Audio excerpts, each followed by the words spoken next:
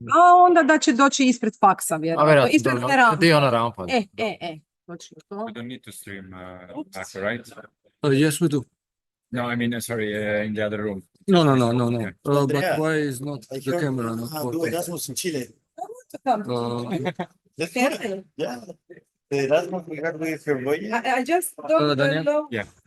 There's I have no never seen camera. this process. Okay. So I don't have a clue how to do it. I have no clue either, but Shelka, Željka? Should something be From from site, yeah, she's the expert. So Željka from Do we have an HDMI connected? Okay. Yeah. but we need the input from the This is the mouse, so no. Students, professors, I think this is the only one that is not connected. Yeah. Okay, but I this is No, that's the other one, yeah. this should be it. faculty, But that is connected. That is connected, but it's not recognized. like administrator. yeah, I mean, it's for administrative. Yeah, great. So should I then I would come to Valparaiso in that case or to Santiago? Valparaiso. Ah, I mean, Can we just try to reset it? usually would be Valparaiso, but then. sorry. Am I? Yes, right. Well, 1, 2, 3, 4, 5, 6.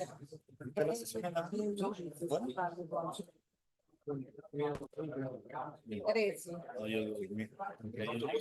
Llegué a casi a la 1 de la mañana. No, still. To je lađe. You know, Still not. Yo me iba yendo, I will go ask him. que me iba a dar un vegetariano. Postavila sam tebi seka je našla ovdje. Ja ne znam di su tvoji pretraži, pa sam sve ladno. Pretraži, ja ne znam šta sam ovo. No, estuvimos hablando ya. Okej, Vamos a ver si gore na una stol. semana. Reci tati da te pomogne. Ja ne mogu sad, ljubav je treba. ¿Viste que ganamos? Ja imam još važnije sastanke. Staži se, imaš još vremena. Ajde, potraži svim ladicom. A todos los chicos de Estados Unidos. Onda pogledaj da nisu ipak sestre. Ahora sí tengo la próxima para pedir presencia. O sea, que venga el profesor student sea el advisor del primer año y saque el primer lugar en Estados Unidos.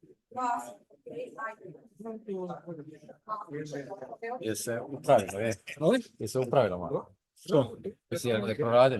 Pa nema, mislim, ne javlja kamera. Da Zoomu ne znam zašto.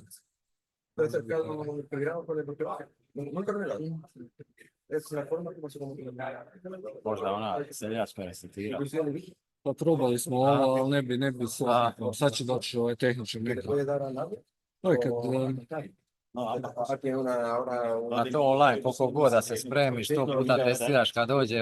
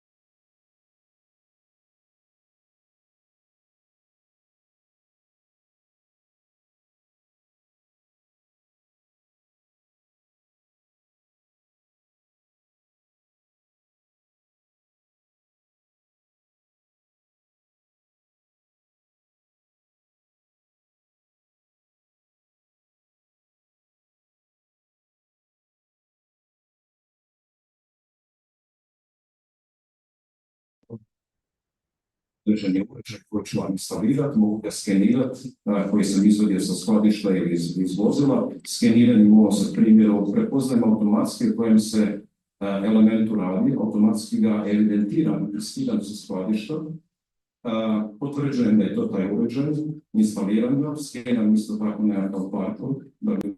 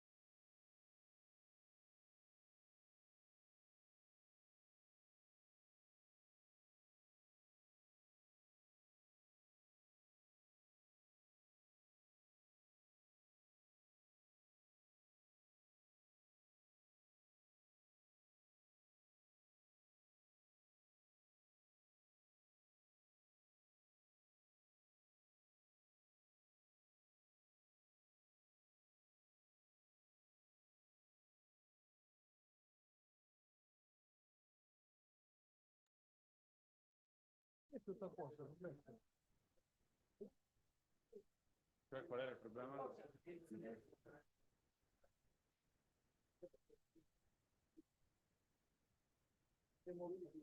Okay, I don't know there, but I will check. And start. Okay, I'll ask them. I'll ask them. Okay. Great. Thank you.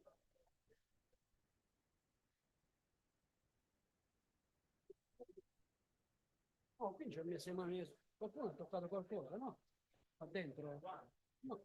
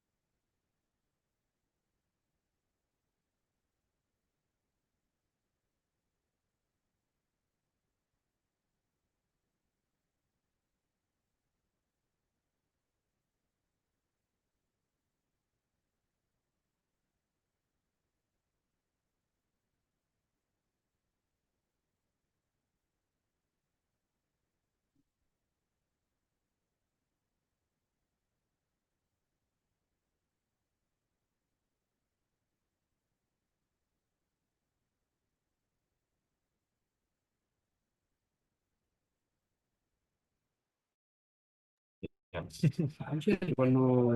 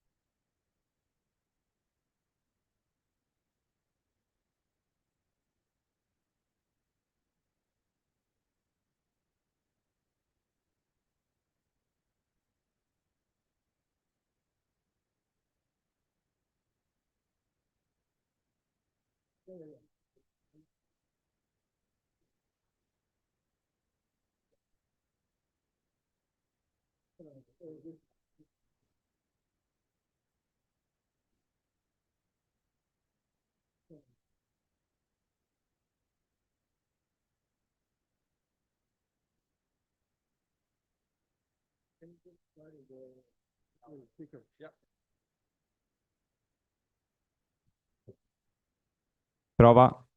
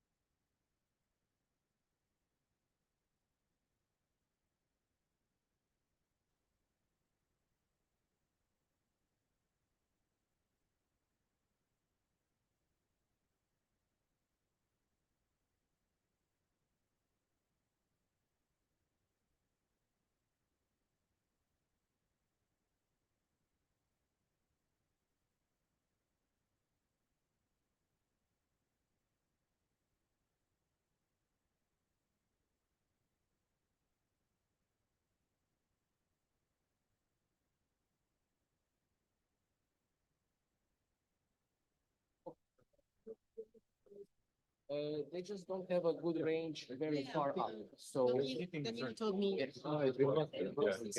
But that's you. If you want to work,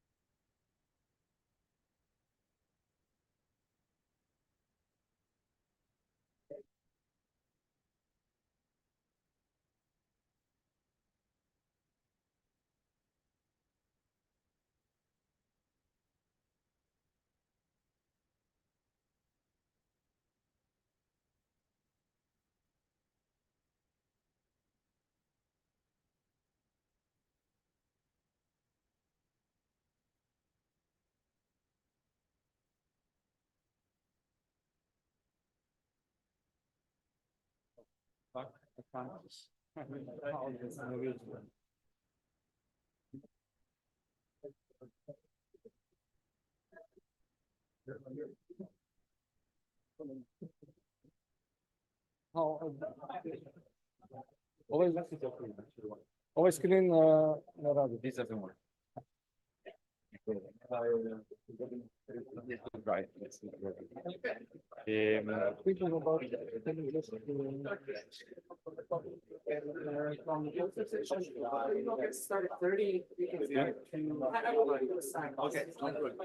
Sì, sì, devi togliere il coso dietro e così va tutto solo.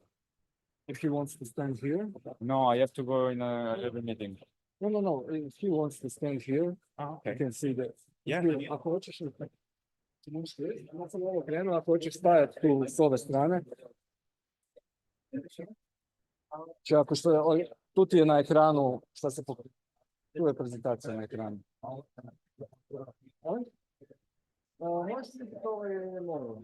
Mike doesn't work. Work. That's very close. Bolje, znači, The problem is that you have to be very close. You are too tall. You are too tall for this.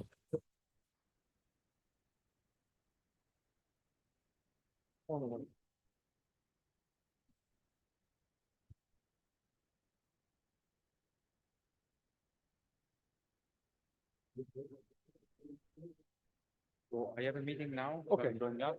There is any problem.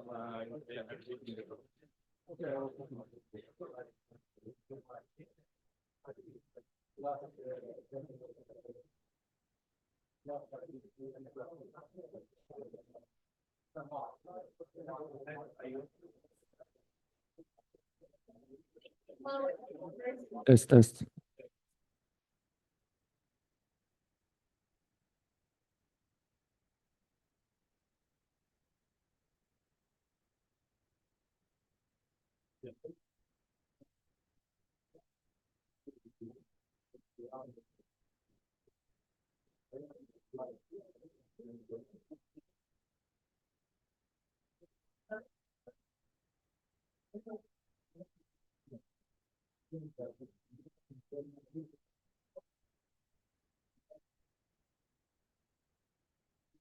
Oh, that's there. So next year, I think.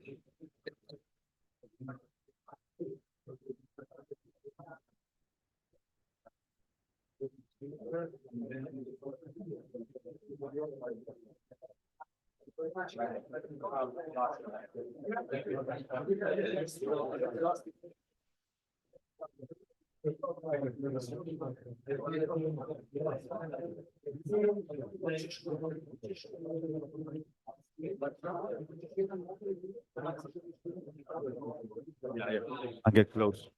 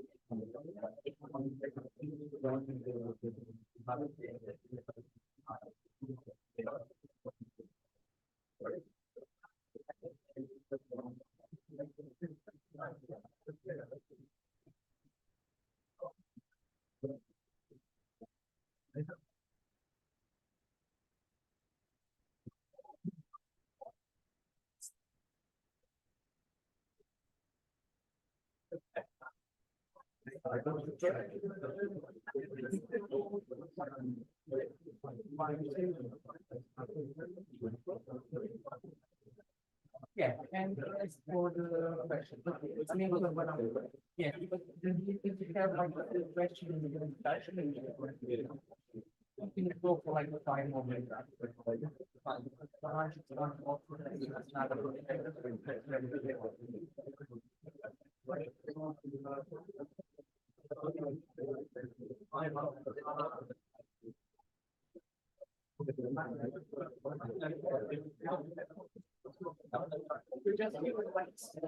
Yeah. Hello, everyone. We're about to start. So if you can take your seat, please. I still have people coming. Wait a minute.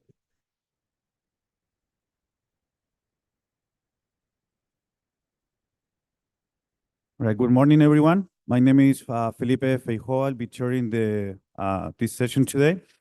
So I want to introduce Professor Sandro Nijetic. He's a full professor at the Faculty of Electrical Engineering, Mechanical Engineering, and Naval Architecture at the University of Split in Croatia.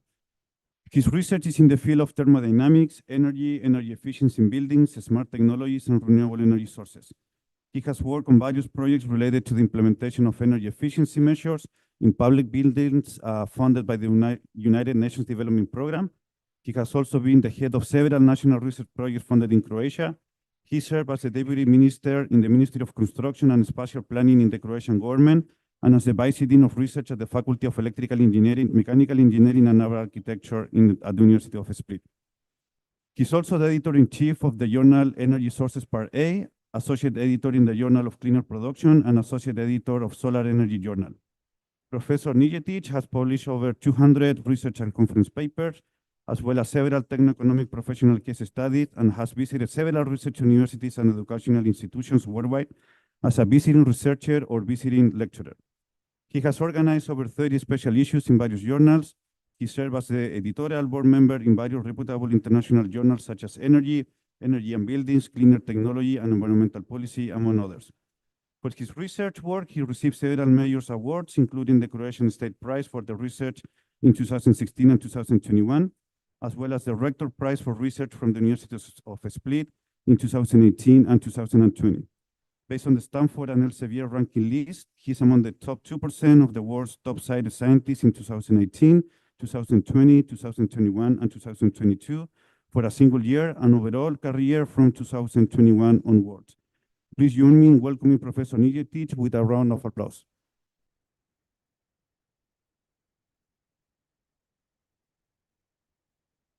Hello to everyone. I hope that you can hear me. First of all, I would like to thank to Felipe for a nice introduction, and also I would like to thank to Neven and team for Italy for inviting me to SDEWES conference. And I'm quite amazed to see such a lot of people here in city of Rome. So please allow me to deliver you today talk related to photovoltaic technologies, related to energy transition. I would like to go a little bit wider in order to tackle all key issues which are related to photovoltaic technologies.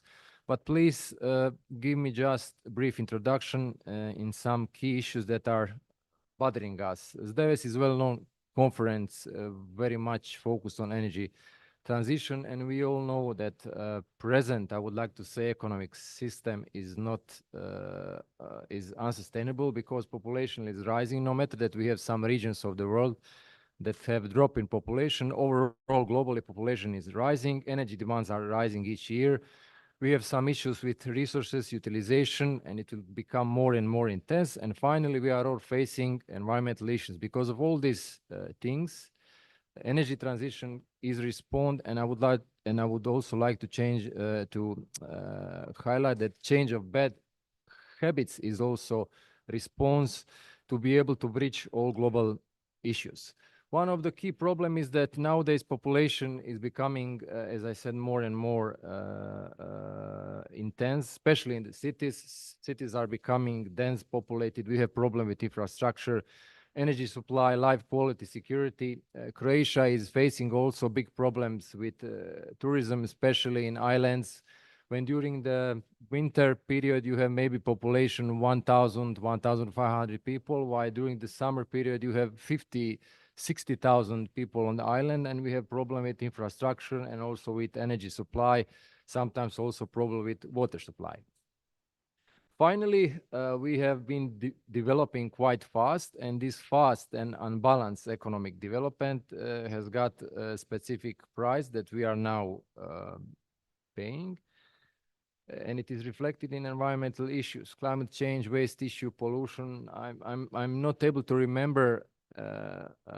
I am 44 years old, and this whole August in my city of Split, during the night, temperatures were over 30 degrees of humidity was 80-90%. So I have felt that I am not anymore like I'm living somewhere in tropical area.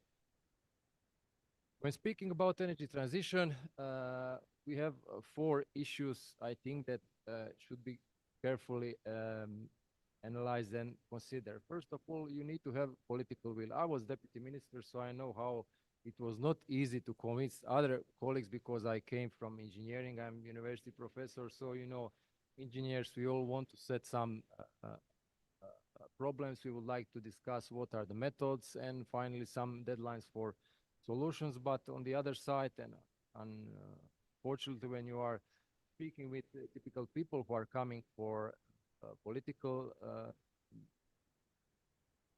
establishment, then we have a problem. Finally, if you have political will, then we are coming to funds. Sometimes there is a problem with funds, and do we have sufficient funds to address specific projects? Do we have sufficient technological solutions? Are we 100% sure that we have all which is ready and set to be able to have technological solutions that will drive energy transition? And we also need to have social acceptance. When I was working at UNDP project coordinator, the big problem was how to convince people how to implement specific renewable energy technologies, and this is also some breach which needs to be carefully addressed. It is not a matter of question that matter of urge that energy transition needs to be accelerated, which means regulation, advances in technologies, supply chains, and finally global workforce. We have problem in Croatia, especially in my region. We would like to install as much as possible a larger number of photovoltaics on the roof, but unfortunately we lack of companies in order to do that. So we need to also do quite a lot of efforts to establish companies who will be able to help to support installed PV capacity. Commitment to energy transition. Sometimes expectations are very straight, but reality can be very, I would like to say, stubborn. But no matter with that, some countries are faster, some countries are slower. I think that we are going in the directions where we are not able to go back anymore.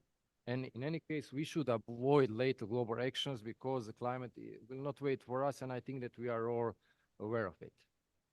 Now I would like to address the importance of photovoltaic technologies in energy transition. I remember it was, I think, 2010. Overall, it was like 62 gigawatts of installed PV capacities. Now, here we are contributing over 300 gigawatts, I mean, in 2023. And of course, it's not surprised that majority of that is being installed and also produced in China, and overall Solar accounted over 70% of renewable growth in last year, reaching over 1,400 gigawatts. Of course, after photovoltaic technologies, wind generation technologies are also very much important for an overall contribution of renewable energy capacity. Regarding the global cumulative PV installation, again, not surprise. China, then rest of Europe. And I think that without China, Europe would be not possible to reach energy transition goals, especially when we are speaking about photovoltaic installations. When we are speaking about renewable energy technologies, we need to take and to consider that without efficient energy storage technologies, it would be more or less very hard to manage renewable energy produced by photovoltaics, which means that regarding the batteries further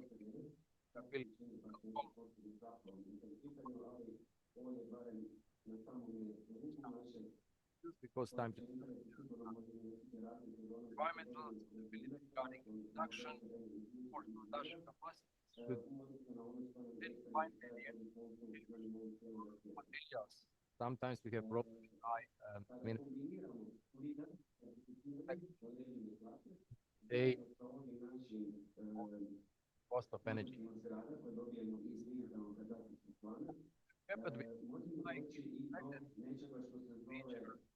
Forecasting, then a significant drop in producing, even forecast. Pri tome naravno I dalje sve je živo I dalje vidimo sve naše atribute s kojima smo ušli unutra. Dodatno možemo iskoristiti procesiranje uporabe, načina uporabe onako kako je evidentirano kroz katastar, složiti malo boje I vratiti se natrag na lider koje smo sada zamiješali sa digitalnim ortofotom, te on više nije samo klasificiran, nego smo mu dodali I RGB vrijednosti, dakle odvojili smo ga, te svaka naša točnica u prostoru sada je dodatno sadrži I RGB. Okay, I will continue. If we look the cost of produced electricity, then we are coming to, and then it is very evident that PV electricity become very competitive with fossil electricity cost range, which means that if you have land, sufficient land, if you have some investment, you should invest in PV systems. If we compare PV technologies or overall costs of PV systems when we have started like 15 years ago, and now you can see significant drop in overall costs, but still one of the major costs is cost which is related to the PV panel, although now the cost of the PV panels has been quite reduced. And here you can see what are the typical prices of residential PV systems like in Germany, USA, in China. So we are ranging from 1,400 euro to a little bit up of 4,000 euros. So it all depends from country to country, but traditionally Europe and China are cheaper than USA. What we have regarding photovoltaic technologies, kind of state of the art, we have first generation typical silicon PV technologies, so those are crystalline silicon solar cells, then thin film technologies, and some emerging PVs. Oldest but the most reliable PV technologies are one made from silicon, so crystalline silicon solar cells. It is technology that we all know everything about it, and it is very much reliable. Then we are coming to the thin film technologies in various combinations. They are less expensive, but they have problem with lower efficiency. I will discuss a little bit more later. And some emerging like perovskite or organic solar cells, or some advanced concept that I will discuss a little bit later. This is current market share, 90-70% mono and multi, while now we have more produced monocrystalline and multicrystalline silicon PV panels, which was not, let's say, a question or state 10 years ago when we had the mostly multicrystalline silicon PV panels, because there was quite difference in price, 20-30%, although they were less efficient, but they were more, let's say, suitable for large-scale PV projects. This is current situation about annual PV production by technology. So mono, then multi and thin film, although I said 10 years ago, multi silicon-based technologies were most representative of the market. Now we are more focused to produce, to install systems who are as much as possible more efficient and more reliable. As I said at the beginning, China is leading regarding the PV capacities. I'm traveling each year 2 times, at least 2 times in China. And each time when I come, I see big difference. And nowadays they are installing without problem on the roofs 400, 500 kilowatts PV systems. I have even met some university professors who have companies that are installing PV systems. And I must confess, it's much more cheaper than Europe, much more cheaper than Europe. And we can see that in the first half of 2023, China increased export 30%. I think that this is very critical for Europe, because Europe is not standing so well regarding overall production capacities, and definitely we should increase this. When we look at what is typical efficiency, now it's like between 15 to 23%, of course, overall, but in laboratory conditions, usually we are reaching 20%, while if we are in some real field situation, it will be usually somewhere between 14 to 18, 19%, depending from specific location. But what could be noticed is that in the last several years, nominal size of the PV panel, which was previously up to 300 watt, is now without problem over 400 watts. And in the last few months, in my last visit in China, I have found out that they are producing PV panels all 500 watts per PV panel, which is quite big achievement. So we have basically double capacity. Again, production by region, Europe is not producing as should produce, mainly Asia, mainly China. When we see what is like landscape in Europe, we have some companies that are producing. Croatia also has got a very nice company, SDEWES, which is exporting, producing, but still I think that it's not sufficient to reach these goals that we would like to reach. Of course, it's not just matter of production. We should have available raw materials to produce sufficient PV capacities.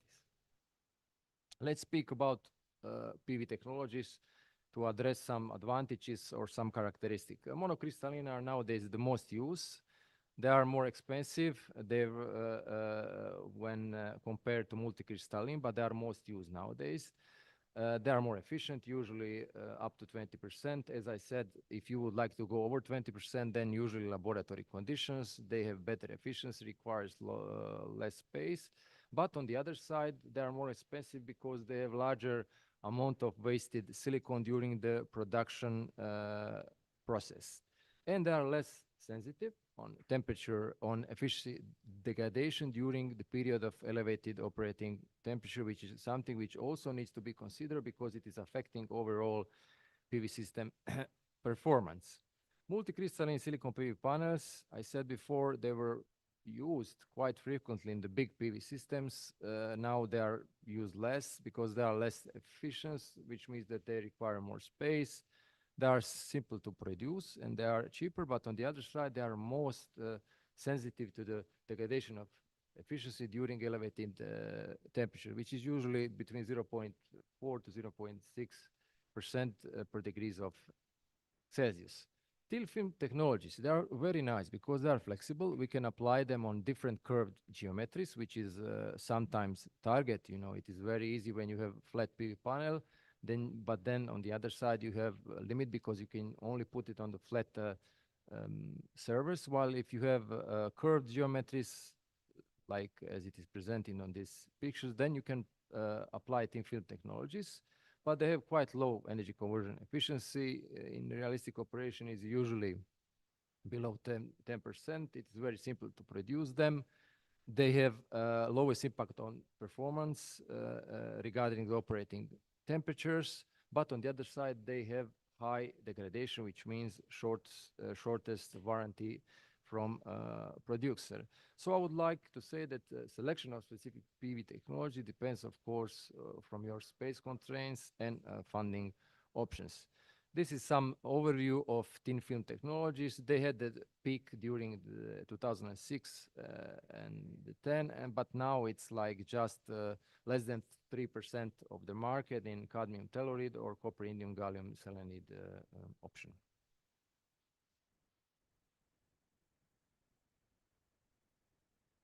Regarding new PV technologies, time to time you can see from media, from some portals which are linked with energy, that there are some breakthroughs like in discovery of photovoltaics with energy conversion efficiency over 40%. It's nice, but reality is that in majority of situations, these kind of technologies are still not ready for large-scale application. One of the technology which is very interesting is transparent PV technologies. We all have buildings, we have windows because we need to have windows because of light. So idea is why not to use windows as active producer of electricity.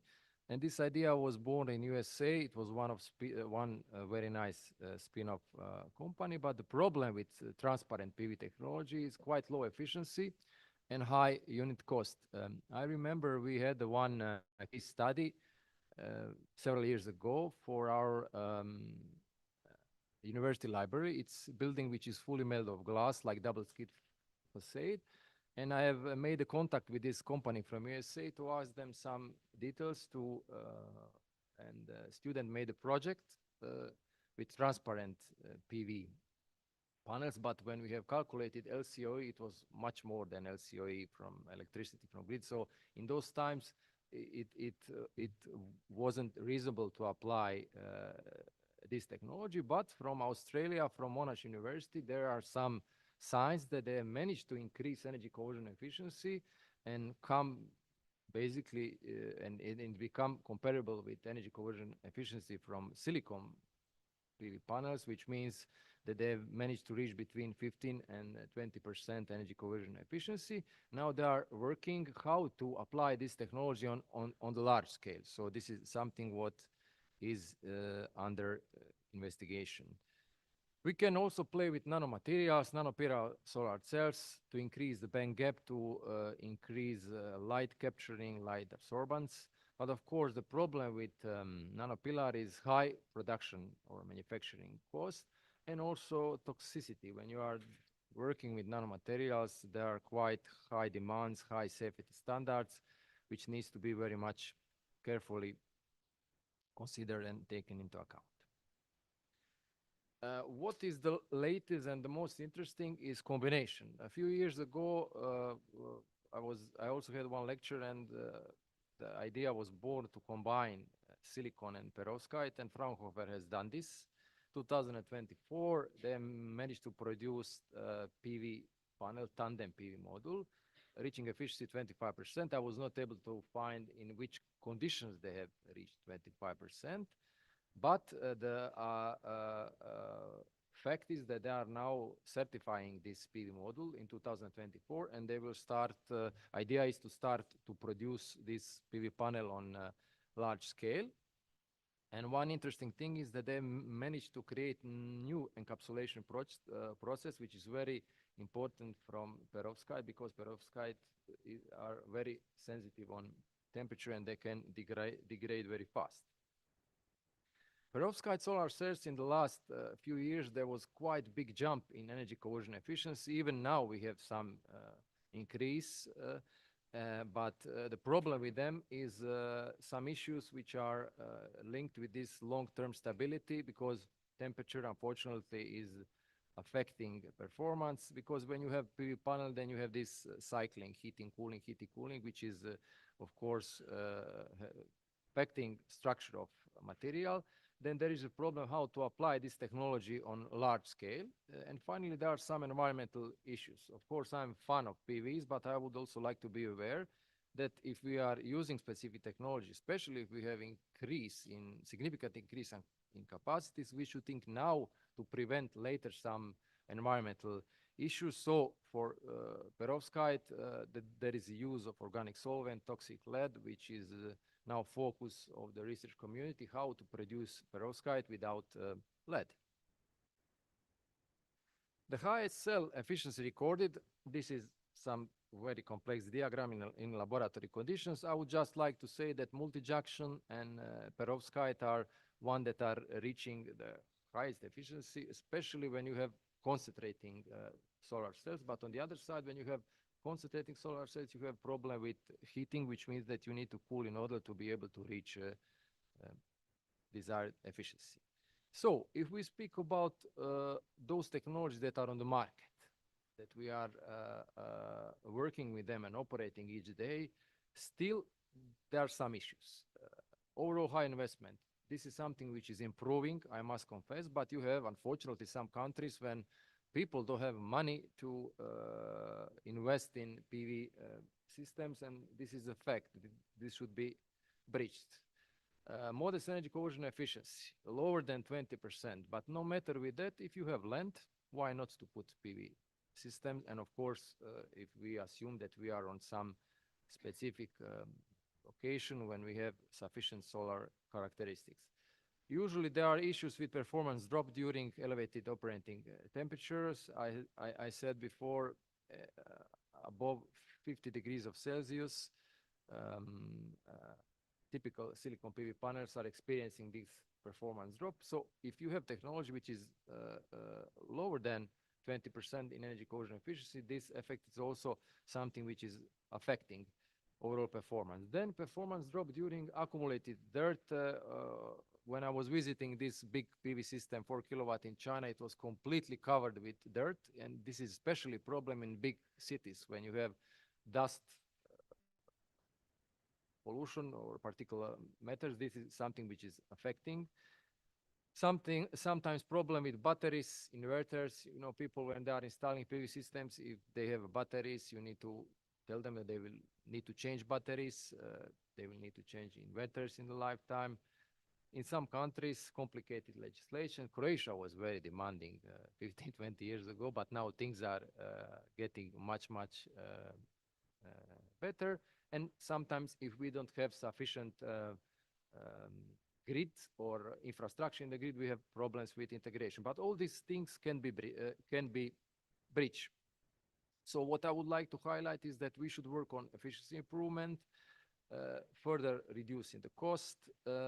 Long-term performance is something which is desired to be fixed. Grid management and energy storage is something which is connected.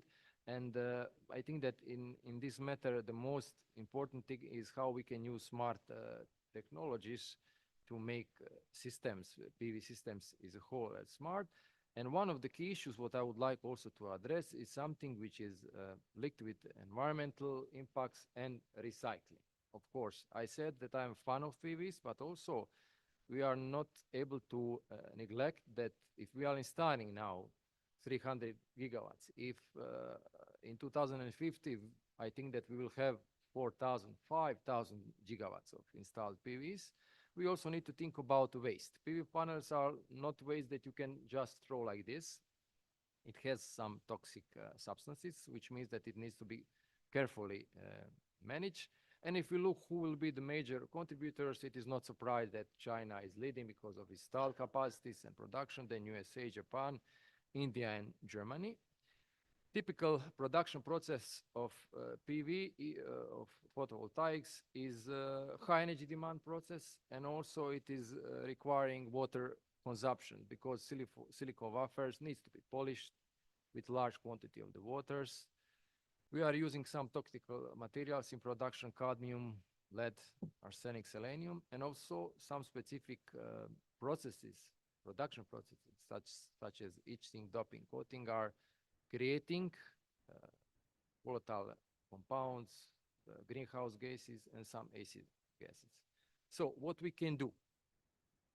Improvement in energy conversion efficiency.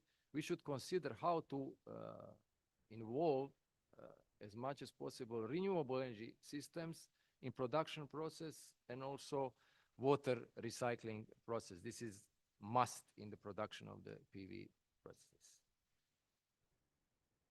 According to projections from International Renewable Energy Agency, about 6 million metric tons of each year will have PV waste. And USA recycling experiences that for standard 60-cell silicon PV panel, recycling cost is around 12 to 25 US dollars, with a revenue about $3 US, but cost to dump PV panel on the solid waste landfill is less than $1 US, which means that something is not good with our conventional recycling processes for photovoltaics. Estimation is that recycling market is a big market, at least 15 billion US dollars by 2015, and there is no doubt that PV recycling is important because we will recover some rare and valuable materials. Here on this slide, you can see typical recycling traditional processes when we are trying to utilize as much as possible useful materials as outputs for production of new PVs. What is the problem? In many countries, we don't have legislation or lack of sufficient infrastructure for recycling. So if you are producing, you need to think immediately how we will recycle. We don't have regulations, or they are not sufficient, they are inconsistent. Unfortunately, some PV panels are land up at the landfills, and if after a certain number of the years, they can potentially leach some toxic material in the environment, and they can contaminate soil and finally water. So there is urgent need to improve waste management and recycling processes for conventional PVs. And there is recently one nice idea, which is something which is, I think, has got linkage with this Musk idea of reuse of batteries, reuse of PV panels. So after 25 years, PV panel, of course, he will have reduced PV panel output. But on the other side, this PV panel is still working. So idea is why not to take this kind of PV panels and to reuse them on suitable areas, because still they will produce some electricity, and then to buy some time until we will create better recycling processes. I must say also that no matter that I'm a fan of photovoltaics, they are covering large areas by installations, and we have sometimes problem with land use, agriculture to produce food or forestry. So this is something which needs to be carefully considered and try basically to avoid all these high sensitive areas for installation of the PV systems, because we can have some impacts regarding local increase in temperature, light impacts on the bird, insects, and other species in the nature. So what are the possible improvements? What we can do further? First step is try to simplify production processes as much as possible. Try to use less energy, try to involve more renewable energy systems in the production. Try to create better wastewater treatment system in the production of photovoltaics. Reduction in the material consumption, mainly silicon, but if you compare when we have started to produce silicon PV panels and now we have reduced more than half quantity of this silicon, so which means that we have already made quite efforts. Further efficiency increase monocrystalline silicon technologies because they are now mainly used, so try to achieve increase efficiency. Further price reduction of specific electronic components. This is also welcome because electronic components, especially inverters and batteries, if we have battery PV systems, are affecting overall costs. Diagnostic of the PV systems and monitoring is very important. When I was in China, my last visit, there was a big PV system, very new, but there was a problem with installation. System was not installed well, but professor from university, he's dealing with photovoltaics, and he discovered what was the problem. Unfortunately, the problem was that company that was installing PVs, they were not aware that they have made the problem which can cause a fire of the overall PV system in the less than 2 years. So this is something which needs to be carefully taken into account, better diagnostics. We should also investigate new potential application areas of PVs. We are limited. We have some new, relatively new areas I will discuss a little bit later, but still we should maybe think outside of the box, more creative when, where, and how we can apply and implement PVs. And finally, development of the efficient and economically viable autonomous like cleaning systems like drone or robotic cleaning systems for PVs is very much also welcome in this region when there is a problem with dust or PM or particular matters. One strategy is how we can increase efficiency, how we can increase lifetime of the PV panel, how we can reduce degradation is to cool PV panels. Each time when a PV panel is being exposed to the sunlight, we have cycles, heating, cooling, heating, cooling. Those cycles are affecting silicon, affecting crystal structure, affecting light absorbance. And proper cooling can help to, as I said, improve efficiency and also to improve lifetime. We have passive cooling methods, active cooling methods, passive like attached heat sinks, thermoelectric, liquid immersion, etc. Active, direct, indirect water, air force, or nanofluid. Passive are usually very cheap for installation. They don't desire, they are very also easy for maintenance. But on the other side, we need to be aware that they have less improvement in performance when compared to the active cooling techniques. On the other side, active cooling techniques, they are consuming energy to operate specific cooling techniques, which means that we need to be very careful in design in order not to come to the situation that we have increase in the performance, but on the other side, our increase in performance was eaten by consumed and operational energy to manage this kind of cooling techniques. Just a few brief overview of passive cooling techniques. Liquid immersion, very nice. You can float PV panels, but the problem with floating of PV panels, you have something which is electricity float in the water. Sometimes there are problems with sealing, and also if you are going too deep, you have problem with optical losses. There was one nice study of photovoltaics put in the swimming pool, but outcome of study was that because of optical losses, of course, production was not on the level that it should be. Then we can have some like heat sinks, like aluminum fins. This is something what we have done at my university, very cheap, up to 5% you can achieve energy cohesion efficiency, or thermoelectric, quite expensive, or you can even use phase change materials, but use of phase change materials is of course problem because phase change materials are quite expensive, between 4 and let's say 15 euro per kilogram. Then we have problem later how to manage heat transfer because they have thermal inertia, so we are playing with heat sinks. But in any way, application of PCM should be always in combination with active cooling systems.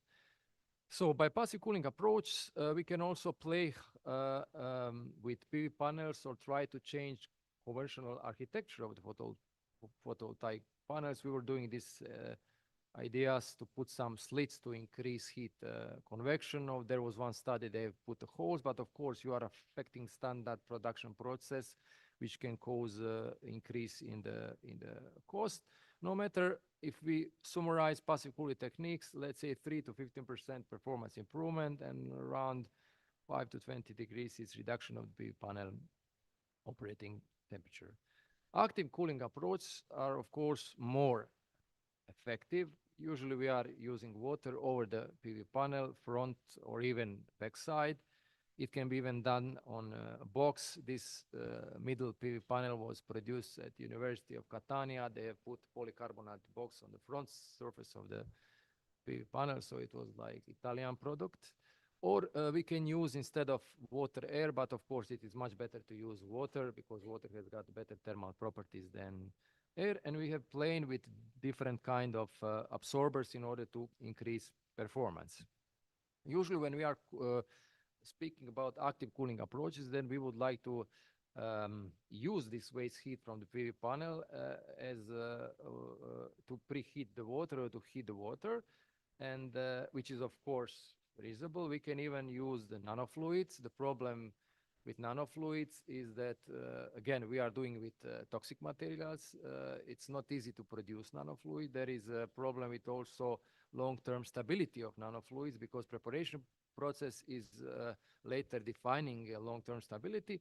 But what we need to be aware that we can improve thermal conductivity while latent heat and specific heat capacity can be a little bit improved, or even we can have some reduction depending from the type of nanomaterial. If we summarize again active cooling approaches, efficiency and performance can go up to 30%, but as I said, very important is to be careful what is the or how much of operational energy we are using to manage these cooling techniques. This is successful example from Portugal. It was PV panel system, 5 kilowatts, cooled by sprinkles, so it was cooled actively by water. And they have managed to increase annual performance around 12%. Payback time was 2 years, and revenue, depending from location, it was, I think, Lisbon and Porto, between 17 and 20,000 US dollars. What is the idea? What is the message? The message is yes, active cooling can be economically viable, but it needs to be carefully designed in order not to have system which is consuming more energy that can achieve increase in the performance. PVT systems. When we are speaking about photovoltaic technologies, I must also tackle here PVT systems because in the recent years we were not so interested in PVT systems, and now the situation is a little bit changed because we need to increase renewable energy capacity. So again, PVT systems are coming also in the focus. They are very nice because on the same area you can produce thermal and electricity, but electrical efficiency is usually less than 20%, while thermal efficiency can go even over 70%. Problem is with this PVT system, cost is like between 300 to 500 euro on average. Of course, you can have more expensive PV panels, PVT collectors, and relatively low producer warranty. Usually it's like up to 10 years. And if you are producing PVT collectors, you have a problem because you, on one side, you would like to produce hot water. On the other side, you would like to produce electricity. If you are overheating PV panel, you are reducing electricity production.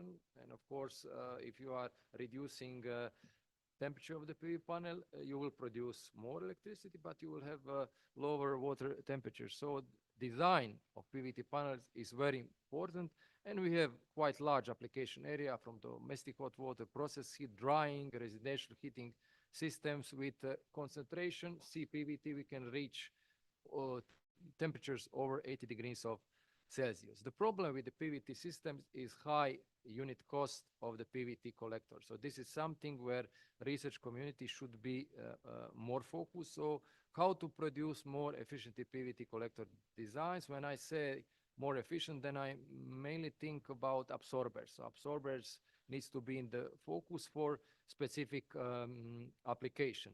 My team was doing quite a lot of research regarding PVT PCM collectors, so we also made some review regarding the type of the PCMs, PV cells, insulation, types of the tubes. And the idea is, of course, to have uniform cooling of the PVT panel, and also to think about that we need to create a system which is flexible regarding the desired electricity power output and also desired thermal power output. We have done one study with PVT collector with pork fat. Pork fat is a cheap material, organic phase change material, which has little bit lower thermal properties than, let's say, conventional PCM materials. But on the other side, pork fat after 1 year become waste. We are throwing it, so why not try to consider it not just for this kind of purpose, it can be also considered for some other properties, for some other applications. And now what we are basically doing, we have a project and we are trying to produce waste-based phase change composites made from waste materials in order to find suitable combination for specific applications. Regarding the PVs, I said that we should increase PV capacities, which means that sometimes you have countries which have limited surface, because you need to have surface for agriculture, production, forestry, but also you need now to book some surface for PVs. This well-known GCR report has addressed how much of terawatts of PVs we need to have in Europe, which means that we need to discuss, okay, we need to consider some other opportunities and how to smart use land. Then we came to the floating PV plants, which is something which is already well known. But unfortunately, Europe is somehow shy. The majority of installed capacity is in Asian region, Japan, China, and this market, according to projection, will become more and more interesting. So around 2032, it will be over $45 billion. So this market is, at least the projection is that it will be increased.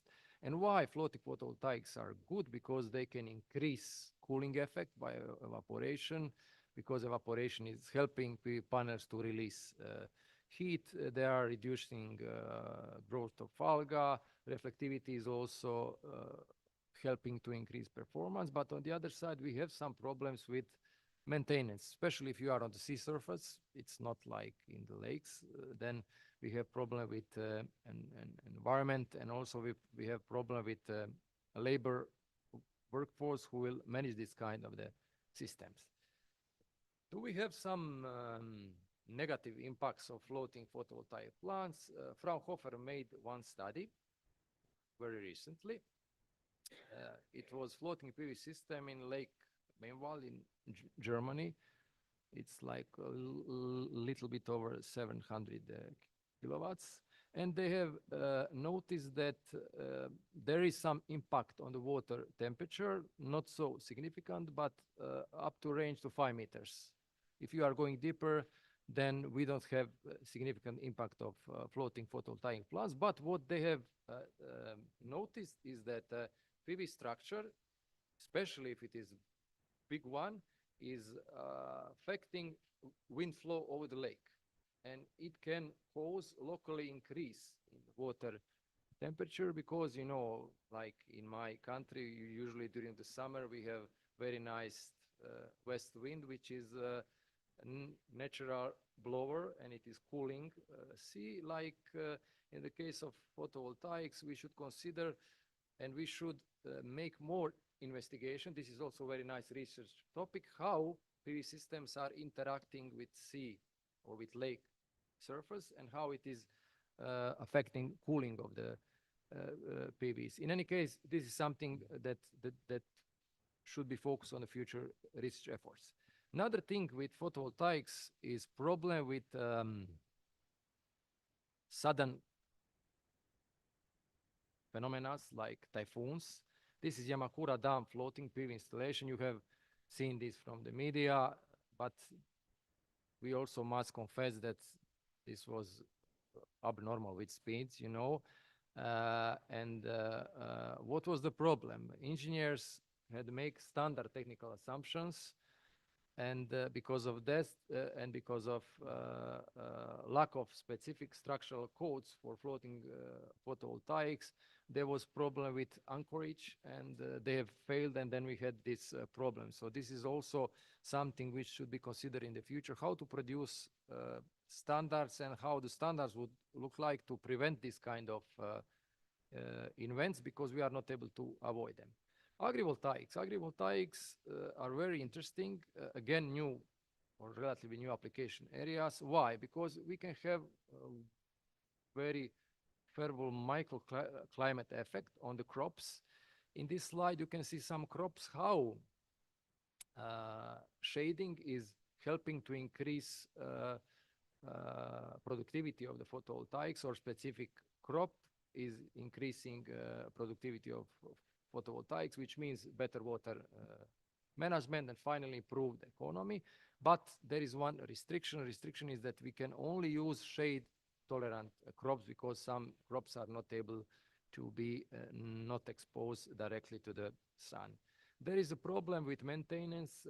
Farmers need to have special kind of the tools, and they need to be educated special machinery in order to be able to manage this kind of systems. In any case, I think that agrivoltaics are very important, because now, beside energy issue, we also need to be very much consider about food issue. So food production and safety of food production is something what we should consider.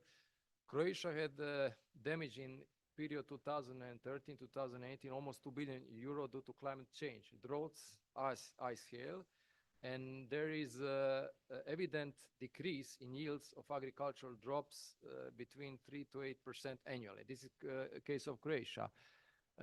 This year, for instance, the Croatian wine producers started never earlier harvest of wine grapes, almost 1 month before, because of high solar insolation. So agrivoltaics can help to increase production of food and to achieve food safety.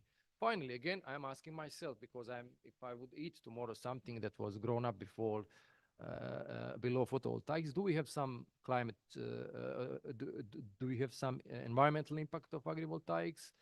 LCA was made for a case of Germany, and the conclusion was that we have significant environmental benefits growing photovoltaics by agrivoltaics. There are some impacts regarding because of use of mineral and metals, but when you took overall aspect was positive, which means that we could increase number of agrivoltaics in any case. So finally, because I think that I'm now 45 minutes, so I should be come to the conclusion sections. What we can conclude? First of all, the most present market PV technologies are silicon-based technologies. Why? Reliable, energy cohesion efficiency is below 20%, which we can say that it's not big one like modest, but no matter if you have land, if you have solar characteristics, area with good solar characteristics, there is no issue to install PV systems. There is a necessity to increase energy cohesion efficiency, especially for those that we are using now, like monocrystal silicon. The cost of producing electricity from PVs is competitive now with cost of energy or electricity produced from fossil fuels. What is the problem with PVs? I think for me in the long terms is this recycling process. We must improve it. We must have better regulation, and we must involve renewable energy systems in the recycling process. How we can additionally increase performance of silicon-based technology? We can cool, as I said, and especially in the PVT systems, because when you have usual demands, what you need usually electricity, and hot water. Of course, nowadays we need cooling. We need also cooling. And regarding the novel photovoltaic technologies, perovskite try to remove lead. We will have and try to also secure perovskite on large scale, which means that we are not dealing with small produced PVs. This is welcome. And one of the problems is environmental suitability of perovskite technologies, which is, as I said, something which needs to be done. But when you are speaking with colleagues who are working with perovskite, they are claiming that metal halide and some hybrid solutions like perovskite plus silicon, which Fraunhofer has approved, is the way where maybe we should go in the future as a step further in order to try to produce something which is reliable as conventional silicon-based photovoltaics.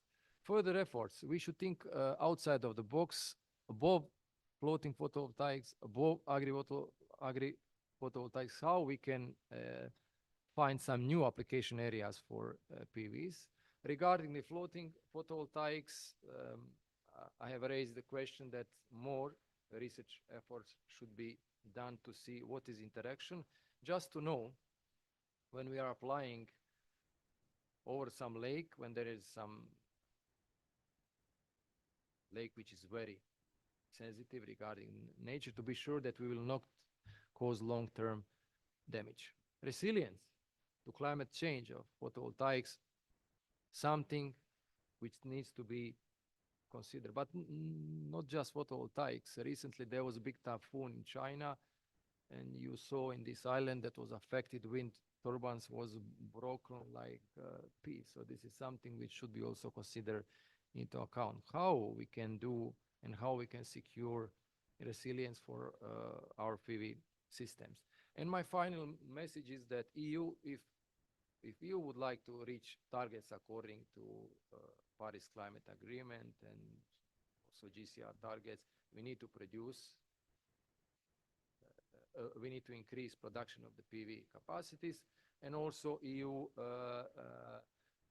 needs to consider more tight collaboration with China, because China has got large production capacities, and we will not be able, even with increased EU capacities, I'm not sure that we will be able to reach all these demands if we will not have collaboration regarding production of photovoltaics. And that's it. I came to the end. Thank you for your attention.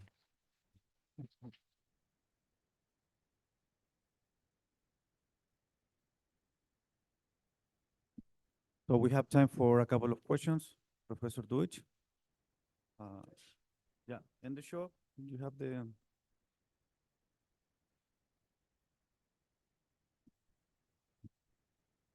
So we're now coming to the times when duck curve is slowly becoming a canyon curve. So one of the major barriers to fast further penetration of solar is integration. So we have to solve that issue. That's one half question. Another one is locally what happens when you have too much of solar. There is problem with ancillary services. A voltage falls down and then it turns off. So we need to start installing grid forming inverters. How do you see those two processes going on? I think that first of all, this first question, which is which when you have tackled, the main issue is proper labor force. You know, we need to have sufficient skilled people who are ready to install PV capacities. But unfortunately, I'm aware quite a lot of recently a lot of situations, at least in my region where I live, when unqualified people are installing photovoltaics. They are damaging photovoltaics. Because of this damage, tomorrow you have a problem with potential fire, and then you are creating negative picture about technology. But core of the problem was improper installation. So without skillful, I would like to say, and professional companies, we would not be able to reach those targets. And I think that this is now narrowed road. Regarding the second part of the question, there is no doubt that the grid need to be adapted. Otherwise, we will not be able to manage such a large number of photovoltaics. And I fully agree that this is something which needs to be done on parallel way. Otherwise, I'm not seeing like electrical vehicles, the same things. If you have too much of them, the grid is suffering. If grid is not prepared, the same thing is also with photovoltaics. But unfortunately, I don't see at the market any kind of significant progresses, at least on the scale that, when you come to the company that is selling PVs to offer you some solution to create this kind of flexibility. Okay, thank you. Morning. Thank you very much and congratulations for this great presentation and very wide view about the PV. My question goes on to the economics of solar PV. Very commonly use the levelized cost of electricity to compare technologies, but I think there is a handicap on this index because electricity does not have the same value anytime. And this is related with the previous comment of Nuven. So electricity is much more valuable if it is generated when it is needed. Yes. And levelized cost of electricity does not account for that. So do you see any more interesting index to compare technologies? Because there are other costs that are embedded in solar PV, like balancing costs and investment into the grid. So that would be my question. Thank you for question. I don't have anything smart to add because you have already tackled the issue. Usually we are comparing like traditional LCO because it is like the most common, and when you have especially if you have studies that have previously done on the same way, then you would like to compare something which is on the same way. But I can sign what you have said. I think that this point, what you said with electricity, and when electricity is needed, then we are not able to speak about the price. So this is something that should be considered, but let's see how research community will respond, because it's more matter of economics. Okay. Thank you. Thank you very much. Over here. Professor. Thank you. Excellent presentation. Very much enjoyed it. Thank you. We had a conversation, we were talking about nuclear power, about having a dual purpose in helping reduce the costs, as was mentioned. And one novel approach that I've seen happening in Toronto, Canada, was when they had to replace the balconies in apartments. Instead of replacing them like for like, they decided to replace them with solar panels. So this was a vertical application. Have you seen similar applications where they can not only provide the electricity, but provide another purpose, maybe totally outside of electricity, but help drive down the cost? Usually, when you have this kind of configurations, that then we are trying to install not just photovoltaics, but photovoltaic thermal, to have double active purpose, to produce thermal power output and also to produce electricity. Of course, when you have straight photovoltaics, you are never able to achieve this kind of performance while you have, tilt angle or some optical angle. But on the other side, if you are using this configuration, so producing of hot water plus electricity, then you have two, let's say, useful outputs. So how I see the things, I would rather like to install PVT in this kind of situation than, to go just to straight photovoltaics. But my recent experience with Canada, because I was May in Vancouver visiting University of British Columbia, and it's quite costly. Photovoltaics in Canada are quite costly when compared to the Europe. So I have one question for you, since you originate from Toronto. What is the cause for this? I don't have a hard number for you. I'm sorry, I don't have a hard number for you. We are doing a project today, and it'll be installed in early 2025, and so I'll have some hard numbers. So I'm sorry, I can't give you a direct number. the point I was trying to make is not so much a dual use of the solar panel, but they're using the solar panel as a barrier. So they had to replace that anyways, and that's a Okay. dual purpose, so. Okay, But your point's well taken, and I can try and find out that information for you. thank you. And show the second row please. Here and then. Thank you for the presentation, very detailed presentation. I have a question pertaining to the land use, the messaging around the land use and the toxicity of PV panels. When we put it into perspective with like land use of other stuff we do as humans, like energy crops or coal mining, all that other stuff, are we being morally responsible when we bring up land use and toxicity in our messaging when it comes to solar panels? Okay, if we speak about food, if we speak about food safety, you know, then we can raise this question, is this moral? But on the other side, you need to have electricity, because nowadays we are all stuck in the cities, you know. You are not anymore to expect that people will go back to the village and to do some, you know, traditional life.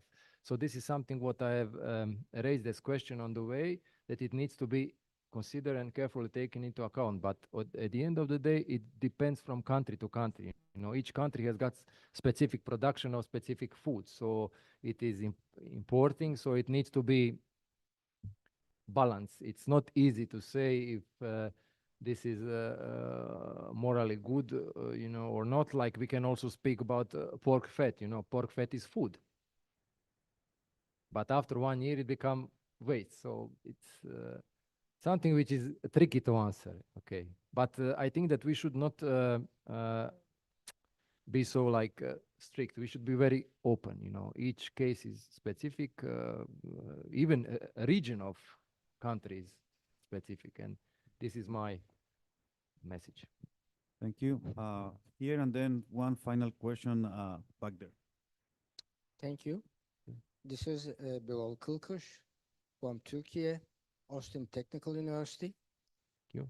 Before my question, I have a very short note about Federal Aviation Administration, FAA, regarding the airports strictly limiting the land use for photovoltaics around the airports due to pilots' glare risk. And for example, in the airport of Denver, they spent millions of dollars for photovoltaics around the airport, and they are now closed by cloth because it was against the rules. So my question is, first of all, I would like to thank you, especially for your dedicated time for PVTs. This is a very important issue, but unfortunately, to the best of my knowledge, there is no any national or international standards just to directly and specifically test PVTs. Again, to the best of my knowledge, they just test in the PV labs, and they just indirectly test the thermal power output and its efficiency. And as a last note, PVT companies, which are especially in France, there are companies, but they just claim that their efficiency is 80% simply by adding thermal power efficiency with the electrical power efficiency. Actually, it is one is apple, the other one is orange. Yes. So you cannot add them up. Thank you. Thank you. No? So regarding the PVT, as far as I know, I didn't met any standards for you know, production or for so it all depends from company to company. Company is producing, putting on the market, and that's it. Yes. But regarding this last point that you said, efficiency, yes, you are right. Majority, even researchers, when they are putting efficiency, they are putting the highest number during the peak times, and they are summarizing electricity plus thermal, but it needs to be, you know, separated. But what I would like to see, let's say, smart PVT systems who are able to respond, you know, on the way. Okay, now we need more thermal power output, or we need more electricity, and to have this kind of flexible system, but it's not easy, but it is a message for young colleagues, for PhD, to try to think how we can produce a more flexible PVT system in that sense. Thank you. Thank you. So last question, in the show, please. Thank you. Great presentation. I missed some reflections on the embodied energy, CO2 emissions from production, transport, and installation. Any reflections? Thank you. So you are asking about embodied energy in regarding the LCA analysis. This is something which, of course, I mean, I have stated that production of photovoltaics is linked with high energy consumption and also with high demand for water because of specific production processes. But when you look, overall as a whole, when you compare, with other technologies, I think that still photovoltaic technologies have overall positive outcome. I'm more concerned about environmental issues. This is which is again linked with your question, what you have asked. All right, time is up. I had several questions. We but can continue. Yeah, I was gonna say, if you had more questions, we can continue in lunchtime. I have several questions for you, but hopefully we can continue next. So I want to thank Professor Nijetic for the interesting presentation, and I hope you enjoyed. And yeah, lunchtime now. Thank you so much. Thank you. Okay, just a quick information. So for today's social trip, please check your name tags. We have information on the social trip posted all over the place. You have a social trip part of the webpage where you can check. So Group A at 4, you have to be in front of the buses that will start on a little square below the steps where we did a group photo yesterday. You have it on the Google Maps, so just click on the link. And Group B at 4 o'clock in front of Villa Borghese, and Group C at 5:15 in front of Villa Borghese, around 20 minutes walk from here to Villa Borghese. You have the instructions all over the place. We put them on the walls, but you can also check all the things on the webpage in the section social part of the conference. Okay, enjoy lunch.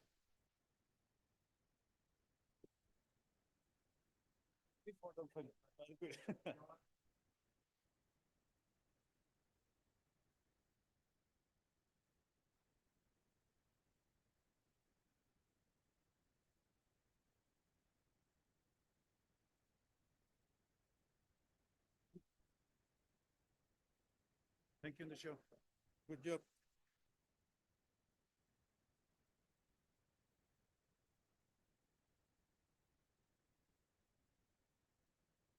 Mónica, acá tenía